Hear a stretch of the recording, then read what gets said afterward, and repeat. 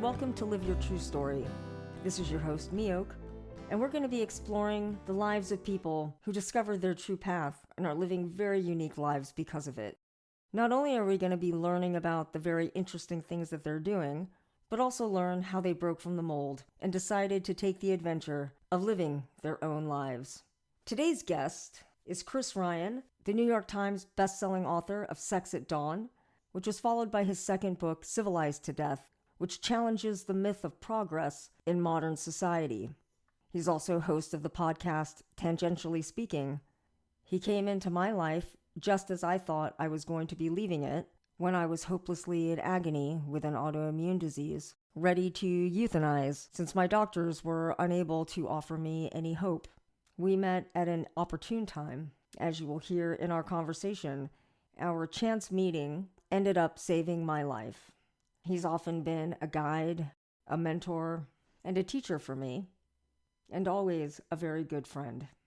Feel free to visit my Substack at meok, that's meeok.substack.com, for a convenient list of links to all of the books and films and other fun things mentioned in our conversation. And to learn more about my journey and services, please visit HoldingCompassionate.space. And now I'm pleased to present the man who got the party started for me, Chris Ryan.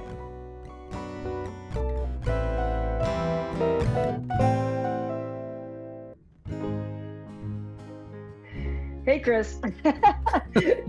Thanks for coming on. I really appreciate it. It's my pleasure to be here. You have such a nice set. I feel. Oh, thank you. I didn't know we were doing video, so I didn't even clean up behind me. But even if it's clean, it's pretty shitty compared to you. You look like you're in a TV studio. What is this? This is AI, man. No kidding. Oh, yeah. That's all fake? It's part Photoshop. I did some Photoshopping, but then I did some AI stuff too. All right. I'm much less impressed now. As you should be. I like to hear. For those who are only listening, Mee Ok is sitting in front of these big bookshelves full of books and plants, and it's this beautiful round window. I thought, my God, you're in a mansion. Nope, I'm not. Yeah, we met. I'm trying to think now. We met in 2015, I want to say. Is that when it was? No, it was earlier than that. It was like 2012. Yeah. Before the apocalypse. And how did you listen to my podcast? Or I remember you sent me an email, and I remember visiting you in Boston, but I don't remember how it all started. Yeah, it started when our friend Baron Vaughn. He sent me when you were on Duncan's podcast, Duncan Trussell. But by the time I listened to it, you had already started with your podcast, so you had quite a few to listen to. So I listened to your conversation with Duncan. I started listening to your podcast. You had mentioned doing a series where you talk to people in hospice, like old people. Right. And for some reason, it just made me reach out to you and say, hey, I'm not old, but I am dying. Maybe, by that time I had gotten to know you from your podcast well enough to know that you had been all over the world. At the time you were married to a Western doctor. So I had reached out to say, hey, I need a Hail Mary pass here. Have you met any amazing healers? But I think we joked about Nazis or something like that first. So it was already just to break the ice. Just some good old, ice-breaking Nazi humor. Yeah. So we had kind of had a rapport, and then I said, hey, I'm kind of in this situation, and you actually were the person that suggested ayahuasca to me. Wow. And it was interesting because the conversation that you had with Duncan was really the first time I had heard psychedelics talked about in a way that was at all appealing to me. I was really of that mindset of, oh, it's just a bunch of druggies, kind of tearing up their brains. And so to have a real intelligent conversation about it and to see how people were using it intentionally and, not just to party or Right. something like that was really interesting to me. And so I think when you said something to the effect of, I don't know you very well, but if I were you, I'd drink ayahuasca. I think my first thought was, what's ayahuasca? Because back then it really wasn't well known. Yeah. Wow, that's interesting. Yeah, I was speaking with Anya, my partner, last night, and she was like, "So, what is this podcast you're doing?" And I filled in the what I could remember, but I forgot about Baron. He was the missing link there. Yeah, yeah, Yeah. And so I started looking into ayahuasca, and you were just a really helpful resource. And at one point, you said, Hey, I just had this Canadian doctor on. I'm about to upload my interview with him. I uh, could ask him if he'd be willing to meet with you. And that was Gabor Mate before, he was really well known in the US. So those are the days. yeah. And then he invited you to Mexico, or you went somewhere. Yeah. I remember. Yeah, Yeah, we ended up going to Mexico, and yeah, I attended his retreat. And now, full circle moment, I'm offering a Gabor style guided ayahuasca retreat in Costa Rica. that's fantastic. So yeah, with his blessing. So it And you look feels really great, good. by the way.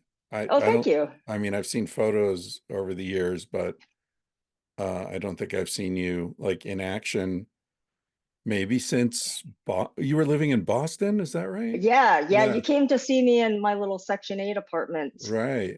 in Boston. And yeah, that was a very different time for sure. Yeah, it's fantastic to see how you've flourished. Thank you. Yeah, it's been a lot of work. It's a full-time job for sure. But it's been an amazing path. And it's interesting with these medicines. And I know that you've had plenty of experience in your early days and going all over the world. I remember once you've talked a few times, I think, about how you traveled and you had some tabs of LSD with you, and you would take them on the full moon, and you'd always make sure you were in a really cool place on the full Allegedly, moon. allegedly. Allegedly. Yeah, what Yeah. what inspired you to do that? Well, I think from the very first time I experienced psychedelics, which was psilocybin mushrooms, Halloween night, 1980, um, I just felt I was in the presence of something sacred, and I can't honestly say that every time I accessed that space, I treated it with the respect it deserved, but I was aware of it when I didn't. And, I thought about it afterwards. And in the very early days, like shortly after, I had that experience, I was all in. I wanted to dose my parents, and, I was like Timothy Leary, everybody's got to tune in, turn on, drop out. Um, I calmed down a bit over the years, but that was definitely how I felt initially. Like, oh my God, I can't believe there are people who haven't experienced this. This is the most amazing thing ever. It was like, discovering sex for the first time or something. It's like, I want to spend my life studying this, And I did both psychedelics and sex. Um, but when I was traveling, yeah, I had some acid sewn into my backpack, into the lining of my backpack. And so when I was in an interesting place, or met some good people who, seemed like they were, I don't want to say open to it, but they understood how beautiful the experience could be. Then I would invite them, like, hey, and the first time I did it was in Oaxaca, Mexico. There's a place called Monte Alban, which is, I think, Tolmec or Olmec ruins outside of town. And I went up there with a few people. I was traveling with my girlfriend at the time and two or three other people that we had met in town. And we went up to the ruins, and it's up on this. Have you been there? Do you know what I'm talking about? No, I'm about to move to Oaxaca sight unseen Oh, in right. August. That's right. So Well, you'll see I'll it. find out. Anyway, it's sort of built on this flattened mountaintop, all this complex of temples. And so we went in there and, we paid our admission fee or whatever. And we went up and it was like 5 o'clock in the afternoon. And we kind of like went over the side of the hill down into the trees outside of the temple complex and waited for them to close down for the night. So they closed everything up at sunset, I guess. And there was just like a little guard house on the road where I guess somebody spent the night, right? But once they made sure everyone was out of there, they just went to their little hut and watched TV or did whatever. So then we kind of came back up in the dark and had the whole place to ourselves. And yeah, and we took some acid that night and Yeah, you did. wow, that was something. So after that, I just thought this is the way to go. So then I did it in India in a couple of places. I guess India was actually maybe before, but it's a long time ago. The timelines run together. But I did it again in Tikal on that same trip in Guatemala. That's when the scorpion bit me, and I had that whole That's amazing. crazy experience. I was tripping when that happened. So sometimes it worked out really well. Sometimes it was a little problematic. I think I did it in India, but I don't think I did acid. I was in the Taj Mahal and I remember hiding like under a bush or something, waiting for them to close up. And then I came out. I was with an Wow. Australian friend and we came out and wandered around the grounds by ourselves, but we got caught. They caught us but we weren't vandalizing or anything. So they just kicked us out. Interesting. Yeah, when you talk about like coming into contact with the sacred isn't really something that's like part of our culture so much. Mm, And we have such a profane culture that I think often the sacred is kind of like with a TM after it or something. It's just to sell you yeah, something. And exactly. how would you describe the sacred? It's such a foreign concept in our culture. Yeah, it is. And I think that's, if I had to list the pathologies of Western culture, that would probably be at the top. There's a book I love called In the Absence of the Sacred by Jerry Mander, a former I was yeah. That's seriously his name. Okay. That's his, pen name, I think. Okay, okay, that's awesome. But he's a former advertising executive who his first book was called, I think, Seven Arguments for the Elimination of Television. I think it came out in the 80s. And he was on to this whole idea of how technology is sort of draining the mind of its most beautiful potentials. And, he anticipated the internet. God, it's turbocharged now, phones and everything. But I think the sacred, if I had to define it, I'd say it's something about transporting us out of consensus reality and recognizing that that consensus reality exists within a larger context with which we're unfamiliar, but with which we have some sort of resonance, right? So there's just this sense that, oh, there's something beyond. There's more than this. And some people visualize that as karma or reincarnation or the afterlife or, God's will, or there are all sorts of different ways of articulating it. But I respect the Jewish tradition of not naming God because putting a word to something is already reducing it. It's already objectifying it, turning it into a collection of letters and sounds. And the whole point of this is that it's beyond that, you know? So yeah, I grew up in a secular family. Both my parents were raised as Catholics and lost their faith in college or their early 20s, which is when I was born. So we never went to church or anything, but I feel like there was still an awareness of something beyond and a kind of friendly respect for it. I think with my father, it was about music, like he would be transported by music and he would sing shamelessly when we were driving in the car and he'd sing along with the radio and get all the words wrong and drove me fucking crazy. I was so embarrassed. Yeah, I don't know why, yeah. you know, But he, and toward the end of his life, one of the conversations I remember the most is when I apologized to him for trying to take that joy from him, as a surly fucking teenager. Yeah. Because, taking joy from someone is probably the worst thing you can do. That's what kids are supposed to do, though. That's our you ruin everybody's life. Drain the joy from your family. Yeah.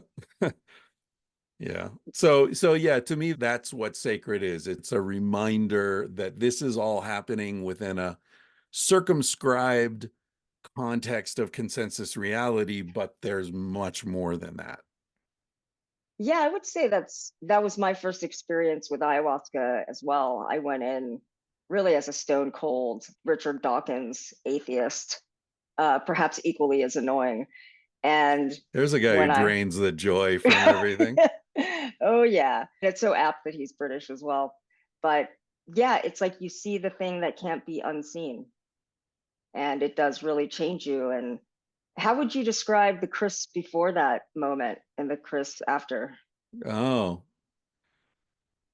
well, it definitely, I do see it as a pivotal moment in my life, in the sense that it set me on a totally different trajectory than what I had been on up until then.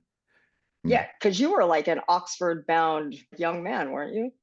That's how that's what I thought. Yeah. So 1980, I would have been 18 years old. It was my freshman year in college. I was, second month in college. And yeah, I was a very good student at the university level, not at the high school level. I got good SATs, shitty grades, because it's always been based on whether I'm interested or not. If I'm not interested, I can't even be bothered to put minimal effort into it. But if I'm interested, hell yeah, I'm there. I'm going to read everything and more, and I'm going to Yep. participate, and I'm going to Yeah. challenge, and I'm Yeah. engaged. The subject matter is going to be like, why are you so obsessed with me? Yeah, exactly. Are you a stalker?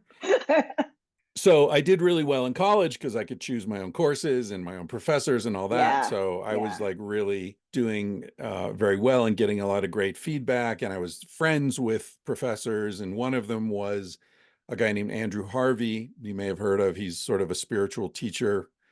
He's been around for a long time, and he was a real big shot at Oxford. He's the youngest person to ever be a full professor at Oxford. Wow. He was W.H. Auden's lover at the end of his life, who was the poet laureate, Whoa. big deal poet. And so anyway, Wow. Andrew was, I think his godmother was Indira Gandhi, and he's from one of his ancestors discovered circulation, something Harvey. Anyway, super big deal in that world.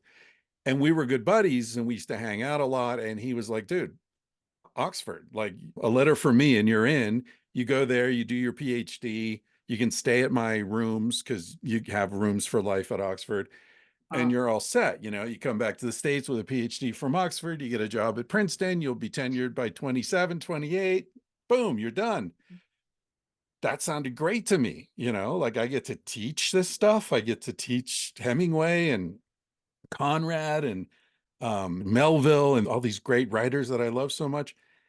But I think the psychedelics helped me see my own arrogance and the sort of pedantic vibe that I was picking up, and B, it helped me see that I didn't really want a life talking about people's descriptions of their lives. I wanted to have a life myself. In other words, the writers I loved were the transcendentalists, which it's a sort of a school of American literature, Thoreau, Emerson, Melville, Hawthorne, who were writing about sacred experiences. They were writing about adventures. They were writing about, Moby Dick is this whole thing about whaling, but it's not really about whaling. It's about obsession. It's about existential despair. It's about, all this deep stuff told through this story of adventure.